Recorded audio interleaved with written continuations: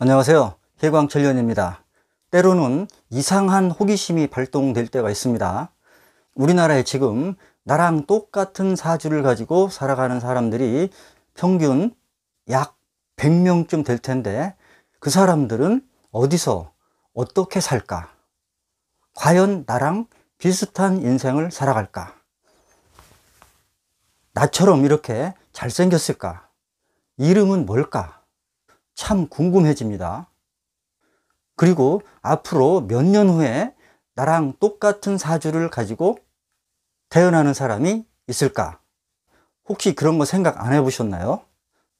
그러면 오늘은 몇 년 주기로 나랑 똑같은 사주를 가지고 태어나는 사람이 있을까? 요거 한번 살펴볼까요?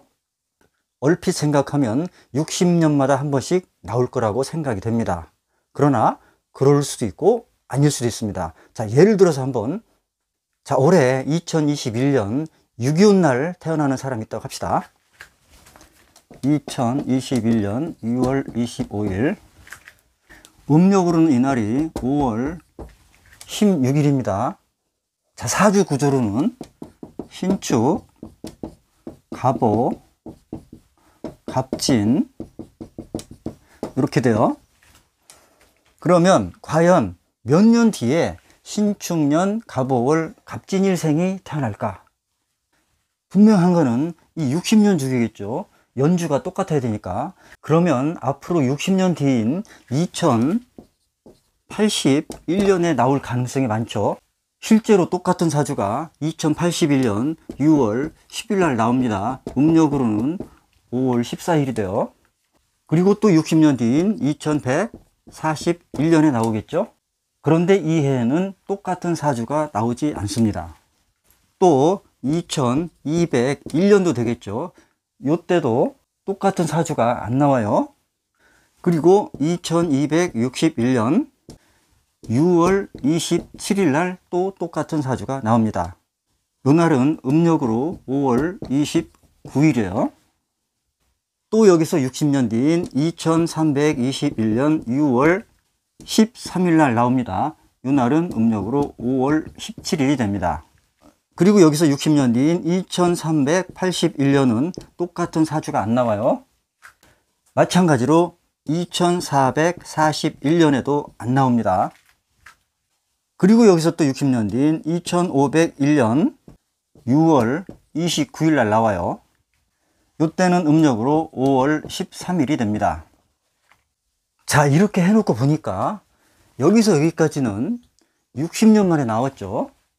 그리고 붕 뛰어서 180년 만에 또 똑같은 사주가 나와요.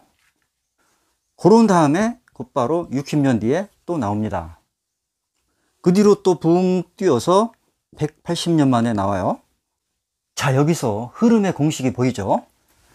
60년, 180년, 60년, 180년. 이렇게 60년과 180년 주기로 나랑 똑같은 사주가 나오더라. 실제로 저와 똑같은 사주가 60년 전에 이미 있었더라고요.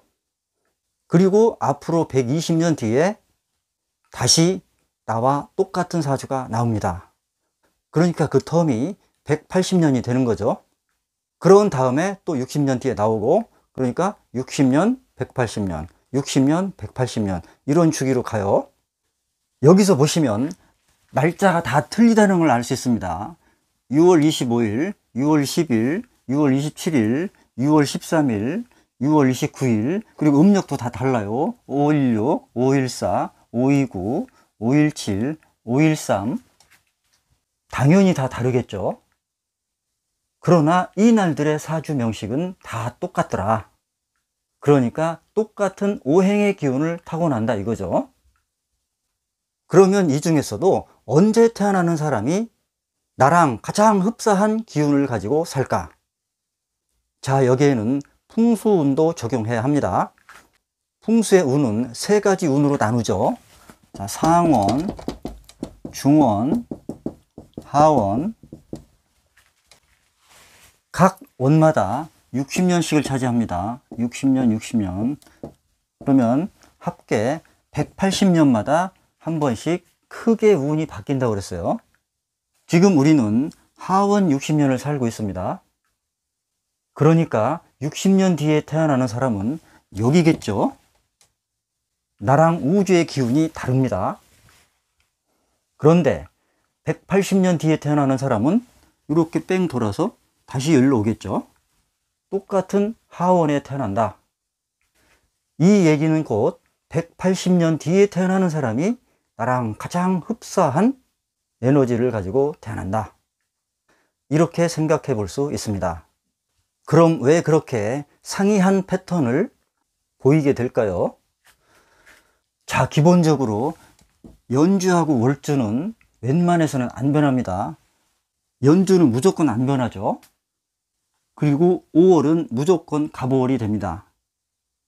신축년, 갑오월, 갑진일이 나오는 조건이 되기 위해서는 일단은 여기가 확정이 돼야 되는데, 자, 여기까지는 별 문제 없어요. 그러나 일지는 수시로 바뀔 수 있다. 여기는 60갑자가 돌아가죠. 즉 60갑자가 1년에 6번 돌아갑니다. 그러면 360일이 돼요. 그런데 1년은 365일이 되죠. 그러니까 5일간의 차이가 납니다. 즉 5일간씩 누적되다 보면 12년마다 다시 60갑자가 한 바퀴 돌아요. 즉 12년 동안 60갑자가 1년에 6번씩 도니까 72바퀴 돌아야 되는데, 여기 덤으로 하나 더 생겨서 73바퀴를 돈다. 일단 여기서 차이가 나죠. 자, 그리고 여기는 양력과 음력이 맞물려 가면서 결정이 되죠. 즉 절기로 결정이 되는데, 특히 매월 상순에 들어오는 이 절입일을 기준으로 여기가 바뀌게 되죠.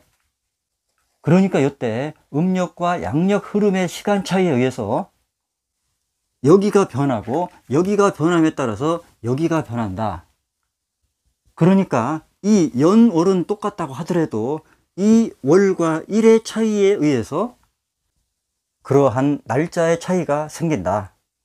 어쨌거나 재밌는 사실은 나와 똑같은 사주 기운을 가지고 태어나는 사람은 60년, 그 다음에는 180년, 이러한 주기를 가지고 태어날 것이다. 여러분도 심심풀이로 한번 해보세요.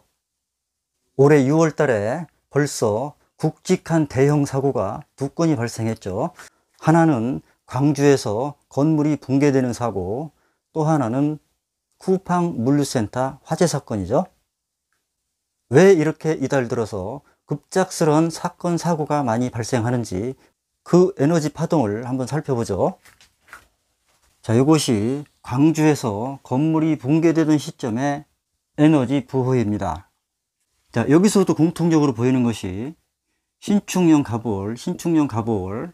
자, 축오 천, 축오 탕화가 보이죠.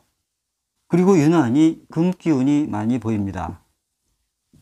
이렇게 금 하면은 건물 철골 구조도 되겠죠. 그런데 여기서는 이 시점에 신자 삼합이 됩니다. 자, 삼합이 된다는 얘기는 집안이 물렁물렁해진다. 실제로 그날 건물 철거 작업을 하면서 물을 많이 뿌려서 집안이 약화됐다고 그러죠. 그렇게 되다 보니까 이 무거운 철골이 밑으로 침하합니다. 그것을 수다금침이라고 그러죠. 그러면서 이 무토, 높은 것을 상징하는 것이 밑으로 와르르 무너집니다. 쿠팡 화재 사건 한번 보죠. 여기도 똑같은 화재 위험이 보이는데, 자, 여기서 이렇게 병신합으로 건물이 연약해지고 불빛이 꺼져갑니다. 그리고 이 천간에 있는 간목과 신금, 자, 이것을 지지로 내리면 인유가 되겠죠. 자, 인유절이 됩니다. 자, 이 얘기는 살기에 의해서 이 인목, 즉 생명을 상징하는 인자가 꺾인다. 즉 살기에 의해서 목숨이 날아간다. 이런 구조가 되고, 또 여기 축오천 속에서는 정계, 충을 하죠. 여기서는 이 개수가 불쏘시개 역할을 합니다. 즉 투고탕화라고 하는 것은 가스통에 라이터를 붙이듯이 순식간에 가스통이 폭발한다. 갑작스런 화재가 생긴다. 갑작스런 사망사고가 생길 수 있다. 그러니까 풍선처럼 속에 꽉 응축되어 있던 기운들이 바늘로 콕 찌르면 빵 하고 터지는 것처럼 순식간에 무슨 일이 일어난다, 이런 얘기입니다. 특히 올해 신축년 많이 조심해야 되는 해입니다. 까만 귀신, 하얀 귀신, 빨간 귀신, 이런 귀신들이 드글드글 하는 해예요. 매사 조심하셔야 합니다. 감사합니다.